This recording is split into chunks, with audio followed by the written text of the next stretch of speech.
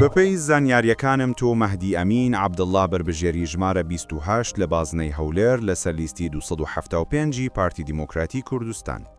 خاوەنی بڕوانامەی بەکەلۆریۆس و ماستەریت لە شەریعی ئیسلامی و زانستە سیاسیەکان. بەخێربەی بۆ بەرنامەی AI5. 5 پرسیار لە دەکەین بۆ هەر پرسیارێک خوڵکارت هەیە بۆ وەڵامدانەوەی. ئایا ئامادەی دەست پێ بکەین؟ بەڵێ. پرسیاری یەکەم. وەگو شارەزاییەک لە شریعی ئیسلامی ئایا بڕینی قوتی خەڵک لە ئیسلامدا ڕێگە پێدراوە؟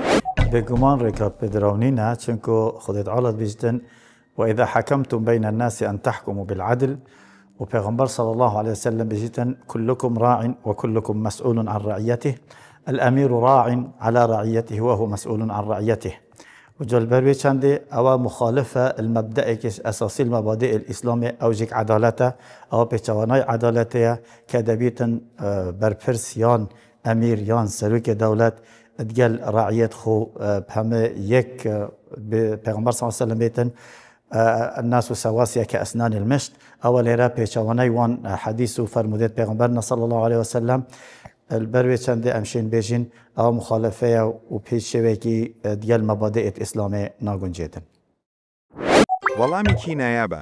بە پێ زانیاریەکانم لە ئاینی ئیسلامدا ڕێگە پێدراو نییە قوتی خەڵک ببردرێت بە نادادپەروەری. خدا خۆی فەرمانی کردووە کە دەبێت بەدات پەروەرانە فەرمانڕەوایی بکەن. هەرچەندە ئەمە مافێکە لە دەستوری عێراقدا هاتووە، بەڵام هەمیشە بە بیانووی جۆراوجۆر هەوڵیانداوە ئەم مافە لە خەڵکی کوردستان زەوت بکەن.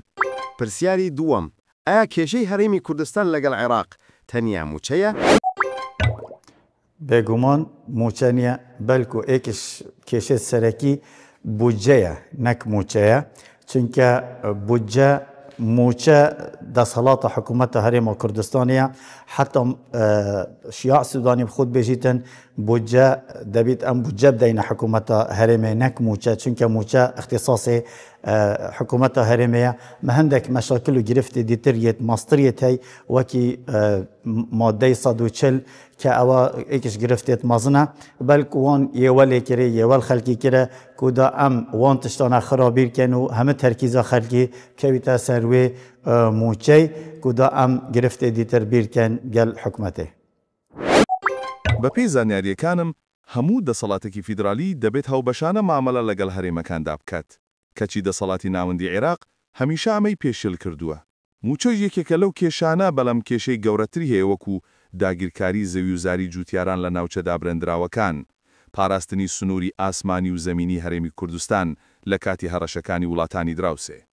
جگە لەوەش نەبوونی شەفافیەتە لە حکومڕانی دەسەڵاتی ناوەندی کە هەمیشا وەکو ڕکابەرێک سێری هەرێمی کوردستانیان کردووە نەوەکو هاوبەشک. پرسیاری سێم، ئەو پەیمانانەی کە لە بانگەشەی هەڵبژاردن دەدرێن چۆن دەتوانن بیخەنە بۆ واری جێبەجێکردنەوە؟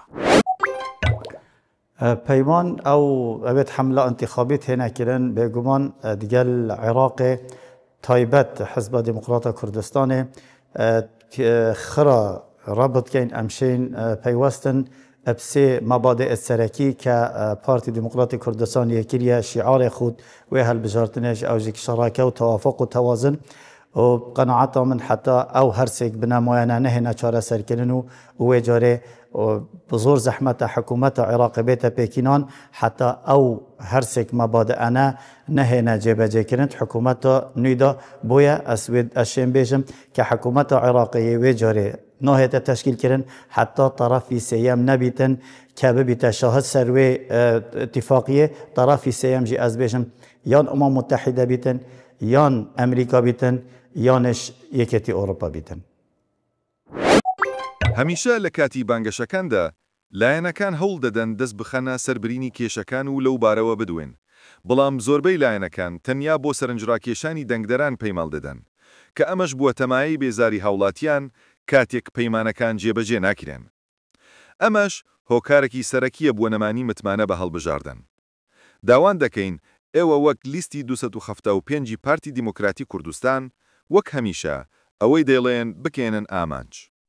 پرسیاری چوارم، بەڕێستان لە پەرلەمانی عێراق تەنیانووی نەرایەتی خەڵکی هەرێمی کوردستان دەکەن؟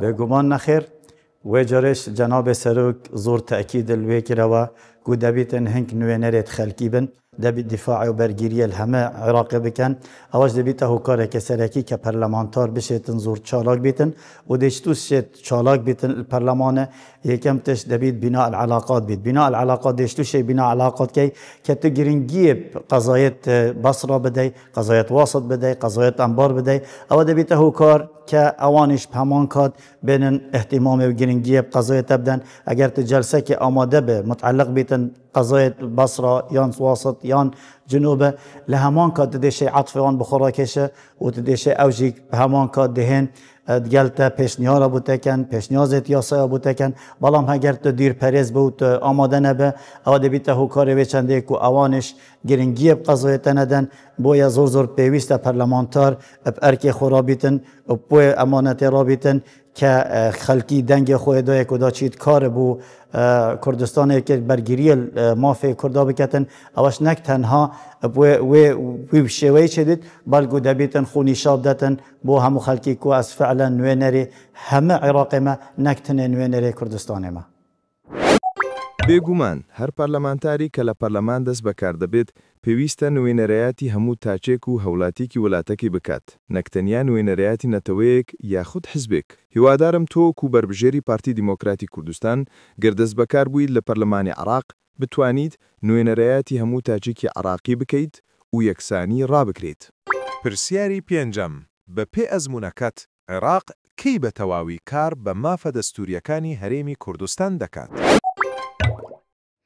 قەنەعەتە من عێراق نەشێتن گەل هەرێما کوردستانê وان گرفتێت هەی چارەسەر بکەتن ئللا ئەگەر عێراق نەبیتە سێ هەرێمên فدرالی ئەگەر بیە سێ هەرێمên فدرالی و جاوی کاتە چونکە ئەو هەرێمێ دیتر گەل هەرێما کوردستانê دێشێن هەر یاسایەک دەرکەویتن کە بەرژەوەندیە هەرێما بیتن چونکە نوکە تەنها هەرێمەک مەیە هەی و هەمە محافظە پارێزگای دیتر دژی هەرێما کوردستانê هەر یاسایەک دەربچیتن دژی وێ یاسای دەبن بەڵام هەگەر سبەی عێراق ببیتە سێ هەرێم ئەوە دەبیتە هوکار کە ئەو یاسایانە دەربچن بەرژەوەندیە هەرێما دەبیتن نەک بەرژەوەندیە حکوومەتە ئەتیحادی.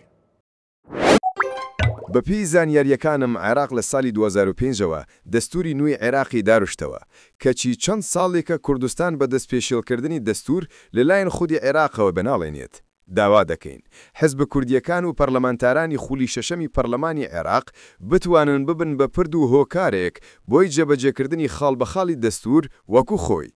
مەهدی ئەمین عەبدوڵڵا بربژێری ژمارە 28 لە بازنەی هاولێر لەسەر لیستی 275 پارتی دیموکراتی کوردستان. زۆر سپاس بۆ وەڵامەکانت داوا دەکەم خەڵکی کوردستان متمانێبی ببەخشن تاکو بتوانێت ببیت بە پارێزەری مافە دەستوریەکانی هەرێمی کوردستان لە پەرلەمانی عێراق. زۆر سپاس.